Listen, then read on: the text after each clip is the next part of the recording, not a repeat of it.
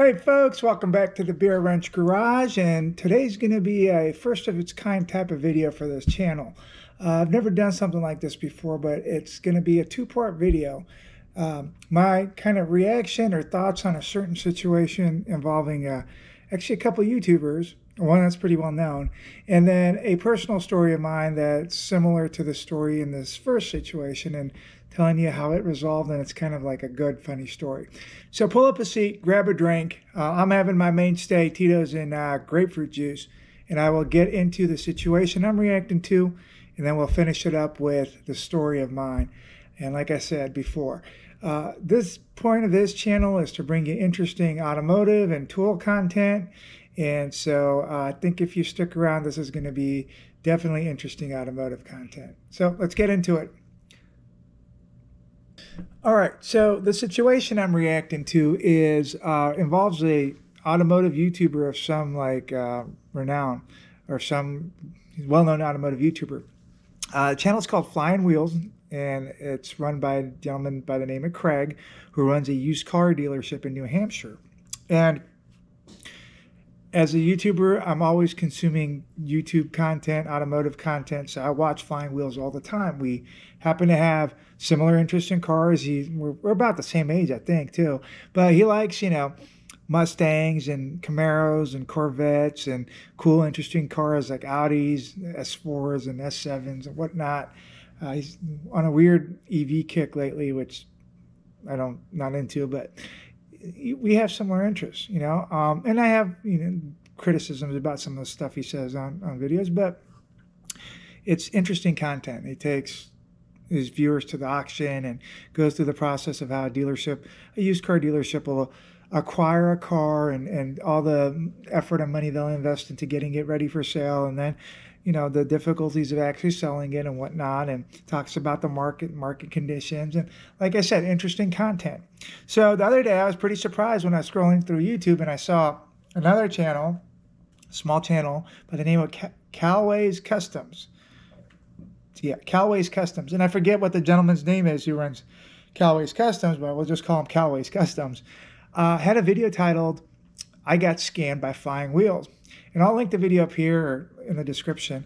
But basically, Kalway's Kustoms, who's also in New Hampshire, saw a video of Craig's on Flying Wheels, and took a look at his inventory and said, "Oh, cool, there's some cars that I like," and went out there, and after a couple of trips out there, he bought a 2012-ish Hyundai Veloster for $5,200 apparently.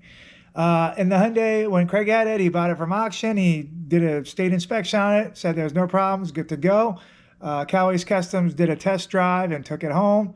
And apparently after a couple of days of taking it home, through a chain of events here, it ended up suffering catastrophic engine failure. So he calls Flying Wheels back and talks to the staff over there and says, "Hey guys, I bought the car a few days ago, and it needs a new engine. It's like $5,000 for an old replacement engine, or 10 or 12 grand for a new engine. Can you help me out?" And it seems like from the story involved here that Flying Wheels kind of drug their feet for a few days or a week or so and basically told them to go pound sand. So bottom line is, here's my thoughts on it. This isn't a scam. There wasn't a scam. I don't think Craig knew this car had a catastrophic engine issue, wasn't trying to rip him off. It's just a bad luck of the draw. And granted, legally, I don't think there's any obligation on the part of Flying Wheels to do anything for Kalway's Kustoms. However, morally, I feel like there's an opportunity being missed here. Because let's take a look at this situation here. Kalway's Kustoms didn't do anything wrong. He wasn't trying to rip anybody off, wasn't trying to scam Flying Wheels. He was just trying to buy a legitimate car. And he understands that it's buy as is, but that as is, there should be like a realm of reason. And, I don't think New Hampshire's this way, but a lot of states probably have, even on a used car, have like a couple of days sort of, and a lot of dealers probably will have a few day window of like, hey, if something catastrophic happens, we'll nix the deal or reduce something. Point of the matter being, Craig has a brand name that's kind of like a big thing on the internet now. It's got 450, almost 500,000 subscribers on his YouTube channel. there's some percentage of his business that comes through YouTube and will come through YouTube, because some of these friggin' enthusiast cars he buys, you know, he's going to need to like kind of market them on the internet. So aside from like the day-to-day deal of grinding out a couple grand on a used car, he's got a brand to build and maintain, and this is a lost opportunity because he, again, legally has no obligation to do anything for this customer. But had he gone to that extra effort of doing something for him, it could have been a great opportunity to say, look, man, I didn't have to do anything for you, but I have. And then this guy's a YouTuber, Kalway's Customs is, and he could have said, hey, let's make a video or do something and give me some kudos. And it turns out to be, you know, a couple grand worth of advertising. So let's look at this from the dealership perspective. Craig's probably got $3,500 in the car, maybe another $1,000 to recondition and labor and all that. Worst case scenario, even if he wipes the deal off the books and refunds the guy his money, he's out like $4 grand, $4,500, even $5 grand, right? And even if he takes his dead car in, he can scrap it and get about $1 grand back, or sell it as a project car to somebody and get $1,000 back. So he's eating $3 or $4 grand, which is not nothing. But this guy makes videos about all the money he's lost buying his shitbox EVs and all the stupid cars he's bought and lost money on. And, you know, losing a few grand to build up your brand and take care of a customer who, by all accounts, did nothing wrong, I think would have been an opportunity to really kind of, you know, pat himself on the back and be like, this is what Flying Wheels does, and we go the extra mile for our customers. Instead, he dug in his heels, and I think, in my opinion, he won the battle, but kind of lost the war as far as this is concerned. You know, and so that's my opinion on it. Craig asked for what folks thought. This is what I think. And I'm sure some of the comments for this video will be like, oh, you're just trying to piggyback on Flying Wheels' name to get recognition. And sure, if this video gets lots of views, I'm all for it. But I'm not going out of my way to do anything that is opposite of my true feelings. This is what I feel about the situation. So with that said, let's pivot over to my personal story, which actually kind of is similar to this and is interesting. So I live in Kansas City, Missouri. Before moving out here, I used to live in Northern Virginia. And it's been 7 years since we moved out here. And for most of my pretty much all of my adult life, I've owned a Mustang of some type, primarily New Edge SN95. That's kind of my era of Mustang. And so in 2017, when we moved out here, the first few months we were out here, before we left Virginia, I had to sell my Mustang at the time. And so when it came down to Missouri, I didn't have a Mustang. I was on the prowl for a clean New Edge, a stock New Edge. And every day I'd scour cars.com and the internet. And lo and behold, a few months after I moved out here, Bill Page Honda in Fairfax, Virginia, which happened to be just down the road from where I had been living and where we had been living, had a 2002 Mustang GT. It looked super clean on the pictures, looked great. I still had, you know, friends and whatnot down in Virginia, so I asked one of my buddies to go look at it.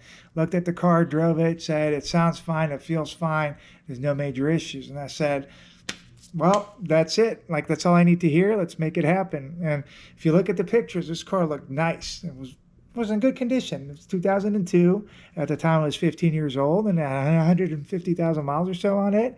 And I think they were asking like $5,500. Mind you, this is 2017 prices. So this is a no-brainer. So I called the sales manager, really nice gentleman by the name of Larry Labonte.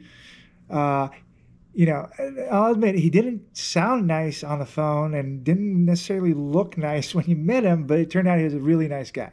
I called him, I said, I want the car. I'll be out there on a business trip in a couple weeks.